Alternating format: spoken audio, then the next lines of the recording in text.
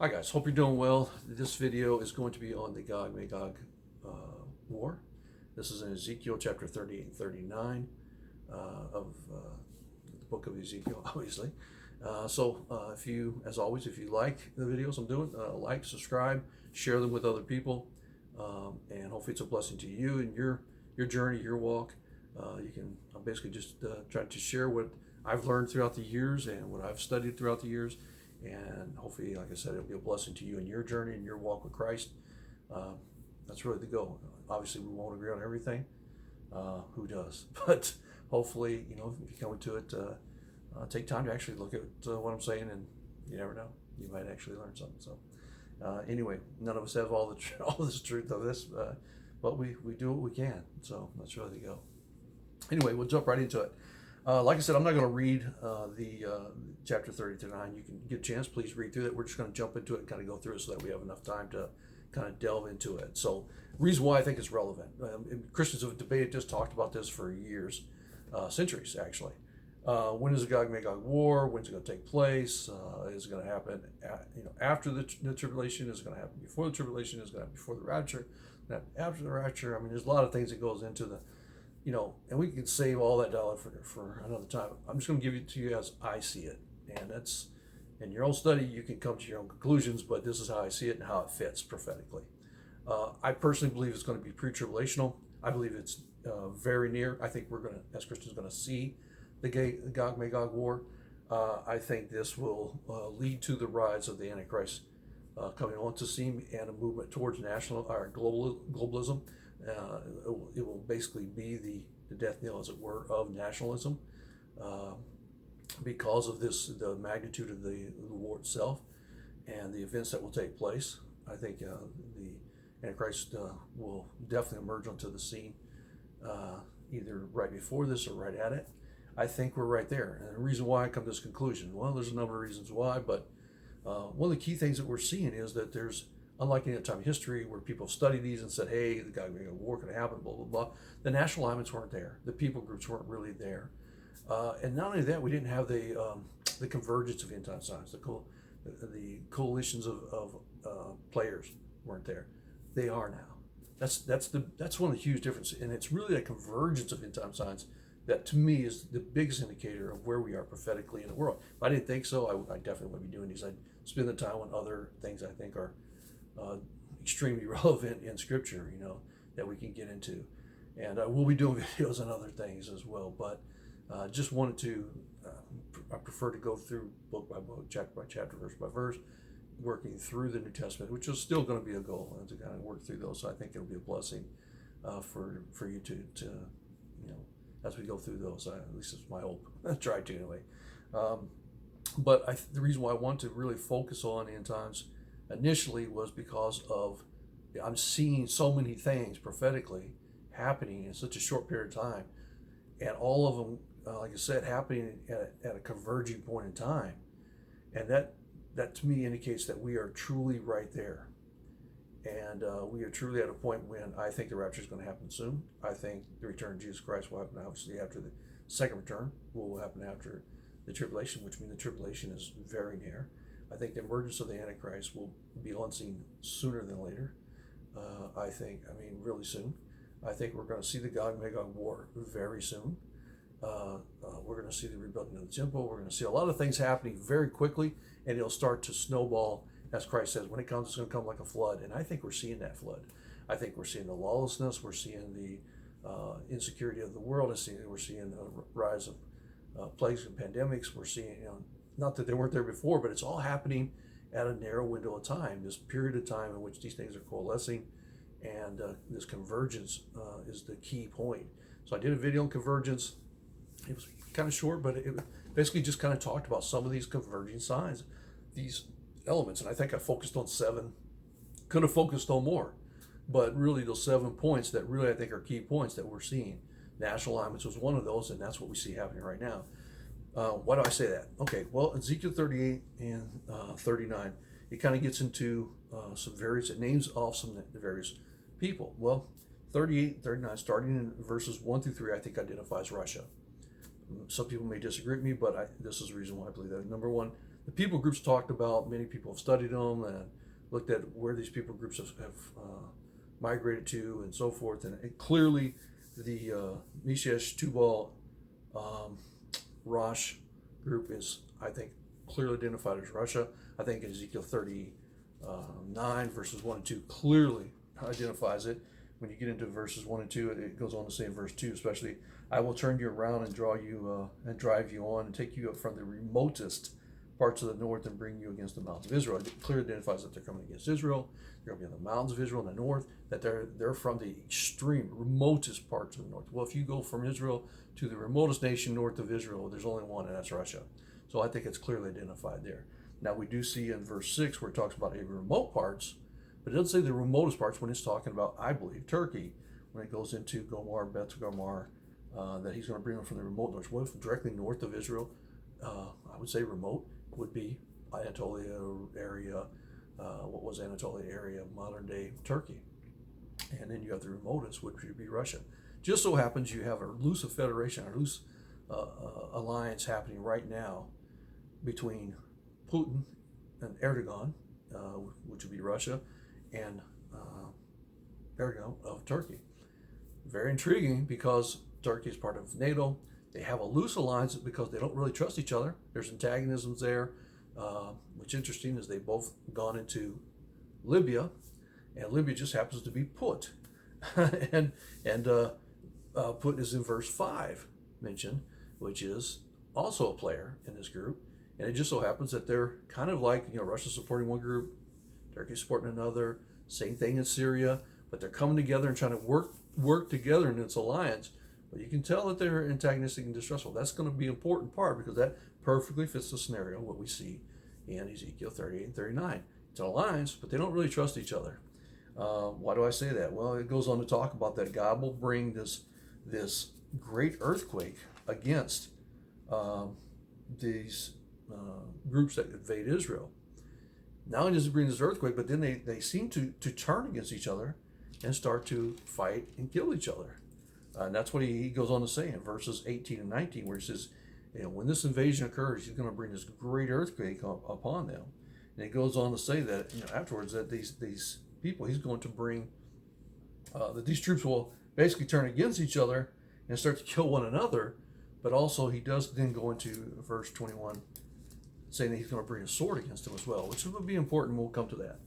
But anyway, so verses 1 through 3 of Gog 38 and verses 1 and 2 of chapter 39, I think clearly indicate Russia is that extremist, remotest part north of Israel. That's the nation that's going to head the whole thing up. It's going to be the one who is the guard, verse 7, for this group, this alliance of nations that's going to come against Israel. And it clearly indicates that it's in the latter days, which notice it clearly indicates it's in the latter days in verses 8.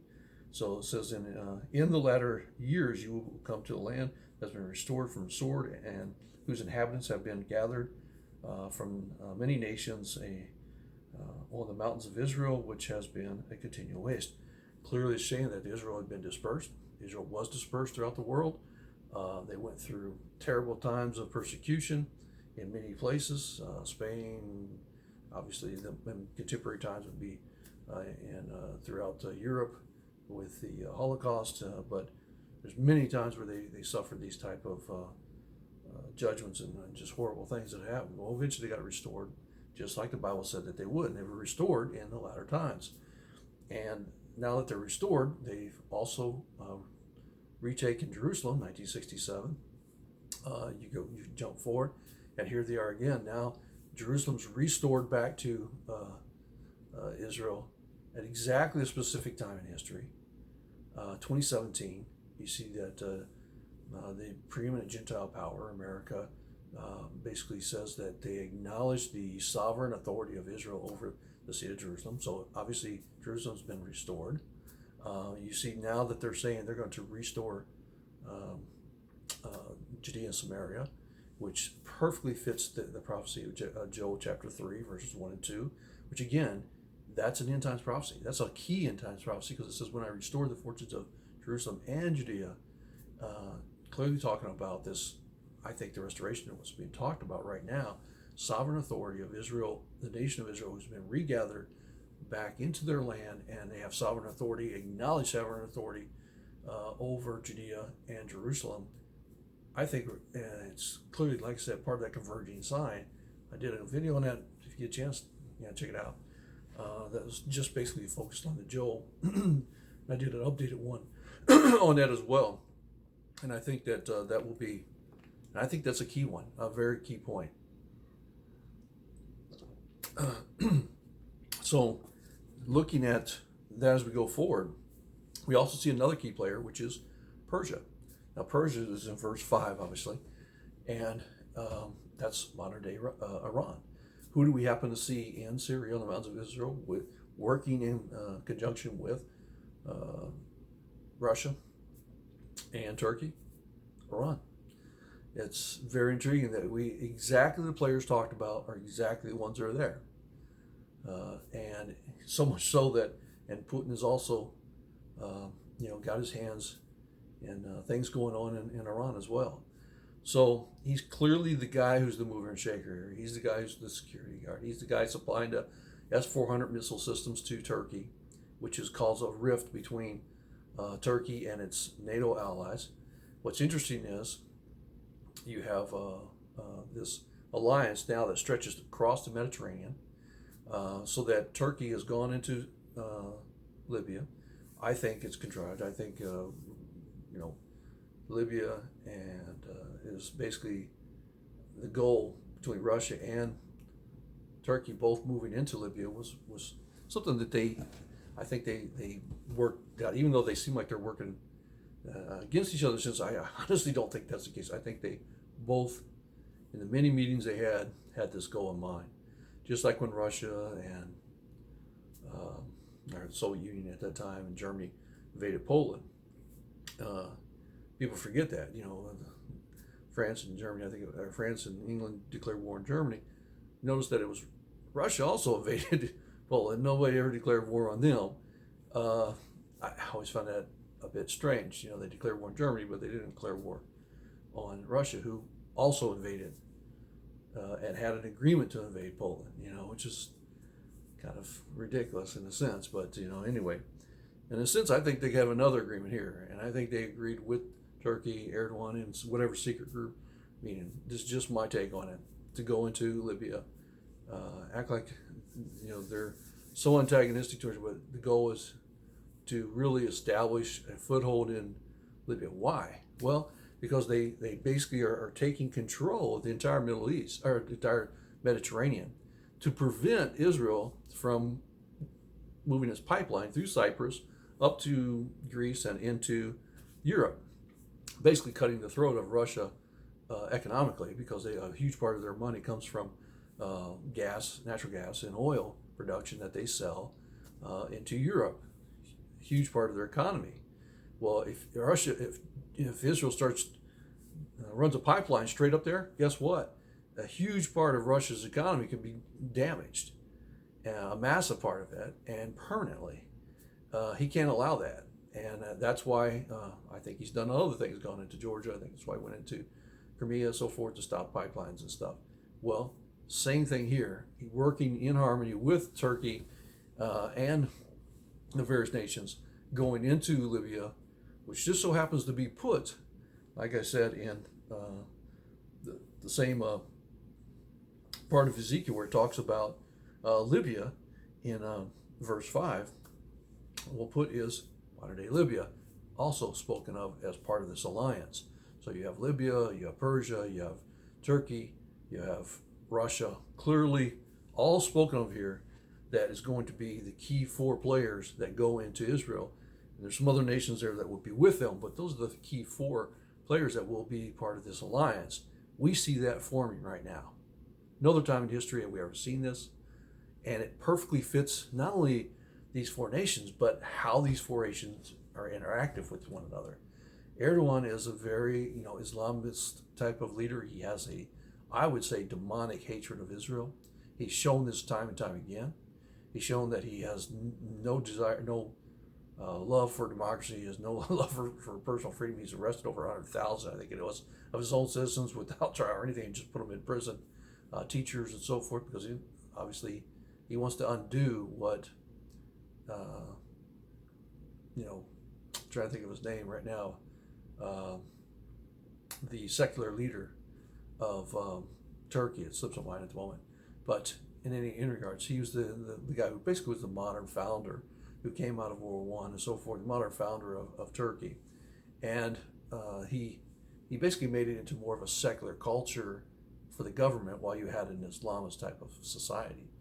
And this he's trying to reverse that in essence, and really have an Islamist government with an Islamist society, and that perfectly will play out into the hands of this coalition, as they basically are trying to, in essence, reestablish himself as the Sultan, as it were, of a modern Ottoman Empire, as it were, which I think is what he looks at himself as a modern Sultan who's basically reestablishing, the hegemony over the central areas of Europe, or of the Middle East. And I think the big difference is that Israel's there, and it's like a thorn in his side, a thorn in his brain, and he can't get it out.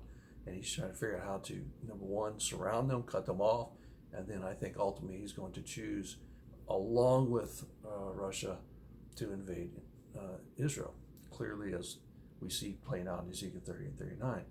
What else do we see is, just so happens, Putin is the leader of Russia, has rearranged his constitution so that he's now in office until 2032, 2034, something like that, which I think clearly indicates that he's the Gog of Magog alliance. And again, like I was kind of talking about the prince behind the scenes, so that could be influencing him. But in any case, I think it's a good indication that when we see Putin, we're actually seeing the human element of the Gog-Magog alliance, and of this the prince of Rosh, Meshesh, and Tubal. And when we look at Erdogan, I think we're clearly seeing the leader of this coalition of modern day Turkey, which we see talked about in verse 6 there. So we see that, we see the elements of Persia, and just so recently, there's been a number of explosions occurring throughout Iran, and primarily situated in Tehran, where there's elements of their nuclear programs being bombed and blown up. Now, to mention, which Iran clearly believes Israel's behind it, the Mossad is behind it, which they may well be. Somebody obviously is, and most people would look at that and say, that's the most likely candidate. I don't think America secret forces are in there doing that, I don't think, but who knows who else is there. But in any case, so that element is happening right now. So that antagonism towards Persia and Iran is heating up. That's significant. So that's growing. So you have that happening. You have the alliance forming, that again is kind of a loose federation between Turkey and Russia, again moving into Libya. That is also heating up. You have them basically having conflict with nation states that are going into the Mediterranean area. Just recently, the Turkey Navy has basically come into conflict with Israel, and basically was aggressive towards their ships. Not only that, but against France. France, so much so that France said they're not even going to participate in a training exercise with Turkey's Navy because of that, when it was going to be part of a NATO thing. Instead, they said, we'll opt out and we'll be part of a exercise that is strictly for part of European alliance. That's very interesting. So you have this movement shaking up of NATO, which could easily fall apart. The NATO alliance could end, for all we know, or maybe it'll be a part of the ultimate of power that the Antichrist will use. Hard to say at this moment, but we definitely need to keep that in mind. I do think the Antichrist is going to be on the scene pretty soon. I think real soon. And as Christians, we just need to be praying and be, mindful of these things, looking at what's going on. Like I said, it's the convergence of signs that's really indicating how close we are. And I think we're really close. I mean, I think that we are like right there. So, one of the key points, another one that kind of goes into is, so we're seeing this coalition taking place. We see this conflict taking place. We see this rise of, the Turkey, Iran, and Russia coalition, with Libya now into play, and cutting off this pipeline, as it were, which is really isolating the nations that are going to, Israel primarily going to benefit from it, but not only them, the ones who are going to benefit from it will be Europe. Europeans like the idea of that pipeline coming through there. Make no bones about it. They like the idea of being freed from that influence of Russia and their control over the natural gas and so forth going into their power, the energy that's going into Europe. They want that. And I think that pipeline that would have went through Greece definitely needs it. They get a part of that. So they would profit from it. Cyprus would profit from it. And so as this war, I think, is starting to ferment, I think we're going to see this happen pretty soon. Something will happen that will ultimately kick it off. What it is, I don't know yet. Is it that America falls into some kind of chaotic, weirdness that's going on right now? We're quickly moving into that, and maybe that'll be for another video altogether. But America's definitely being dragged into a number of areas, and their eyes are not paying attention to what's going on, it seems like. And all the stuff that seems to be happening internally with conflict may be perceived by other nations as a time in which they can act, a time in which they can do something that they otherwise may not have, like invade Israel. How that plays out, I don't know. Maybe Israel bombs something, blows up something. They're bombing Syria on a regular basis, where there's basically Iranian forces trying to build up on the mountains of Israel for a reason. And they're not building up for no reason. They're building up so that they can create this, a launching point into Israel. That's why you build up your forces, for a reason. It's there's no reason for Iran to be in Syria otherwise. It's not like Israel is going to land invade Iran. I think they have a population around 180 million people or something like that. Israel has a population of about 7 or 8 million people. I think 8 million people. And 1 million of those are Arabs. They're not going to rise up suddenly and go and invade, Iran across multiple nations, states, through land. It's just not going to happen. And they have no intention of doing that. I mean, you can see that it's a very defensive force. So why is Iran there? For one reason, and that is to create a land bridge. As it was a launching point to invade Israel. That's really what it's for. I mean, make no mistake about it.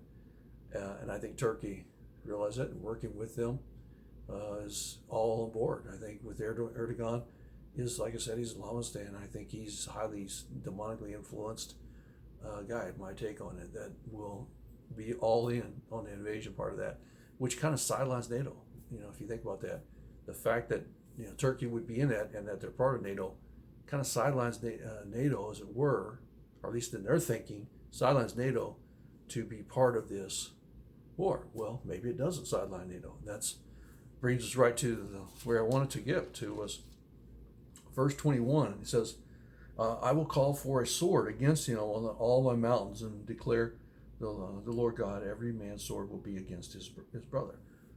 Okay, well, number one is you're going to have fratricide, so you're going to have them turn against each other. So, and Russia, like I said, kind of plays perfectly in the hands of where Russia and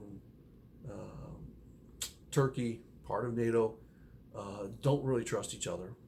They don't seem to, in my opinion. I'm not sitting in the meetings with them, but from what I can tell and glean from watching their conversations and the news media and so forth, you can kind of see where they don't really, just their body language and so forth, they don't really trust or like each other, but they're in alliance together.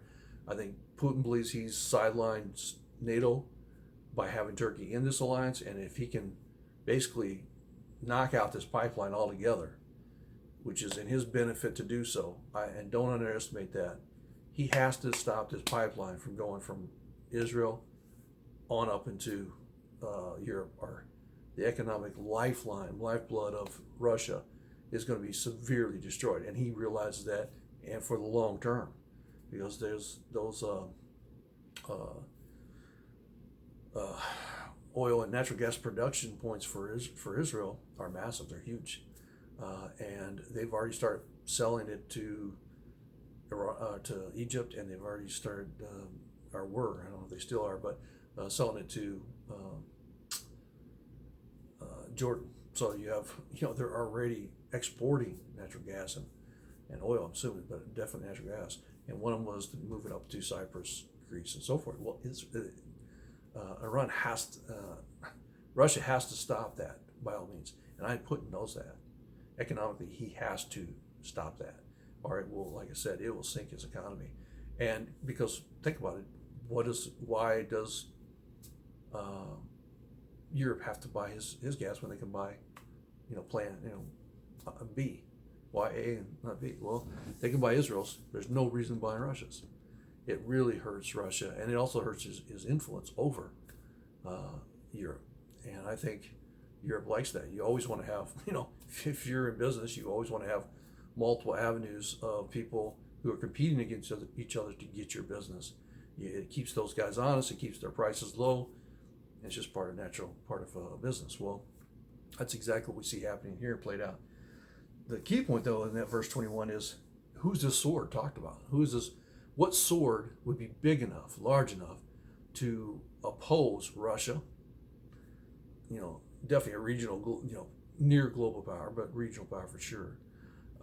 Turkey, another very powerful nation. You have Iran, another, powerful nation, but not nearly as powerful as Turkey and Russia, I think. And then you have Libya and so forth, with a lot of other nations mixed in there. What nation is going to be powerful enough to confront this and reign on it?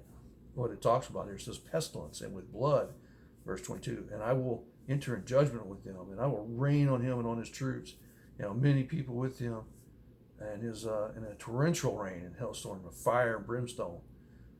I will magnify myself and sanctify myself and make myself known in the sight of many nations, and they will know that I am the Lord. I mean, does this mean like it's going to be a supernatural one like Sodom and Gomorrah? Or will this be more like, possibly even nuclear weapons, that Israel could be the one to bring to bear on them? Or, like I said, the sword that's brought, is it strictly from Israel? I think that to confront this type of power, a reluctance would be for someone like America to enter into it on behest of protection of Israel. Israel itself will also bring to bear, I think, its nuclear weapons possibly as last resort. And it'll happen so fast, so quick, that you get into massive destruction of these forces and the removal of what we would call right now the antagonisms of Russia that's going on around the planet, Turkey, Iran, and the Middle East. When these players are removed, now you have the open door for this leader to step on the stage like an Antichrist and say, hey, a new age has dawned. Here's an opportunity.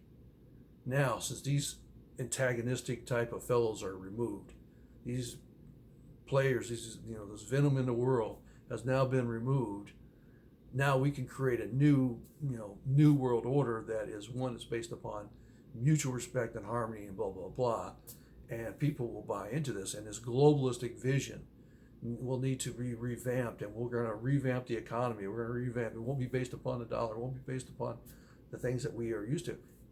And he'll bring in, I think this ultimately will bring in the mark of the beast, which will be a global marking system, economic market system, a digital currency of some sort, where everybody has to take it to buy, sell, or trade, and it'll be a global one. And I think this perfectly falls into this alliance that will then form from this. So I think that the Gog-Magog War will be a massive transformation of the world, and it will open the door for the Antichrist. That's why it's so significant, and I think it's right at the door. I think we're right there where we're seeing it. The players are there. The Joel 3 verses 1 and 2 prophecy is there when we see them talking about the reconstitution or the acknowledgement of sovereign control over Judea and Samaria.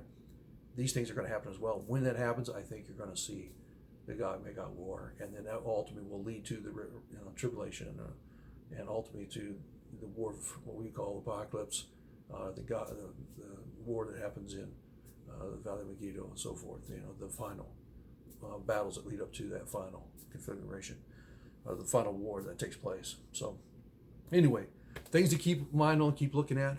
Very important times we live in as Christians. It's exciting that we see this happening, but we need to be in prayer, and we need to be sharing, we need to be looking, and like the Lord told us, be looking and be ready at all times, and He tells us, He commanded us, to be ready. So what I say to you, I say to all, be ready. So what I say to you is be ready, and that means spiritually, mentally. We need to be in God's Word. We need to be doing God's will, and we need to be sharing the gospel with the lost. Anyway, disciple those around you, which is kind of what this is. A point of just sharing and discipling other Christians. Anyway, God bless, be safe, and look to see you in the kingdom. God bless.